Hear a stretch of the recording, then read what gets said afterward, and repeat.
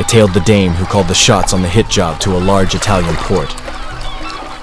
She had holed up in a high-class hotel, clinking glasses with the city's upper crust. The spring sun was warm, but it couldn't thaw the icy grip of vengeance that held my insides.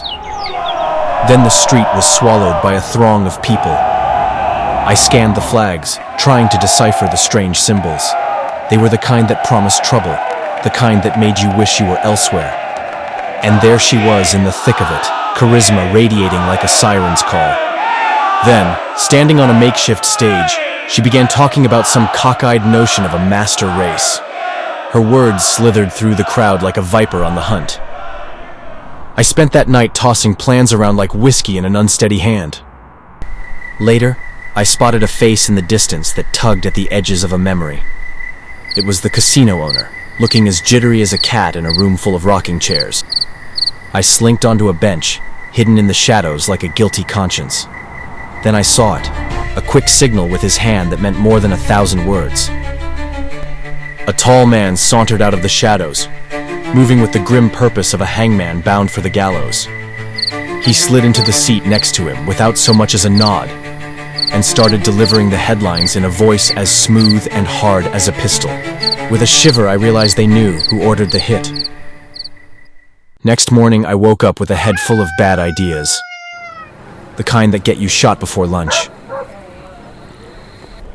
Over coffee that tasted like burnt secrets, I made up my mind to drop by the fascist headquarters.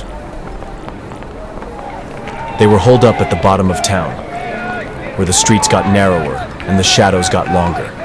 Out front, a general was barking slogans to a flock of iron-jawed officers.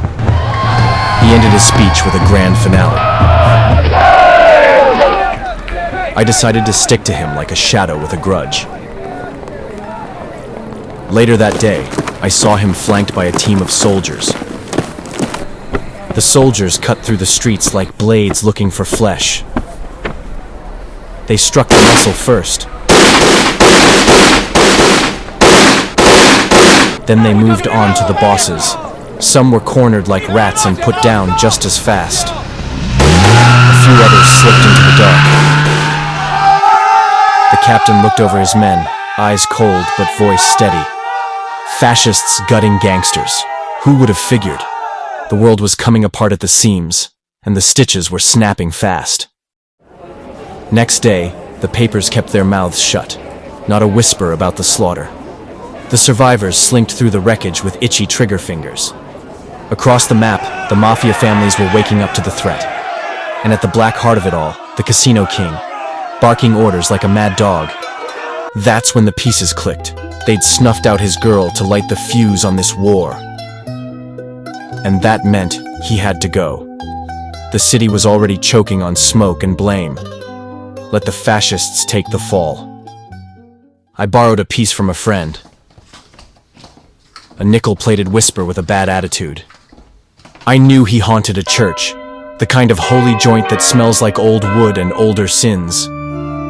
I slipped inside the sacred dump. And there he was, kneeling, hands clutched, praying like a kid who still thought somebody up there gave a damn. Hell of a posture to meet your maker. I left him slumped by the altar, the prayers still warm in his throat. Now I had to vanish, because towns like this have long memories and short tempers.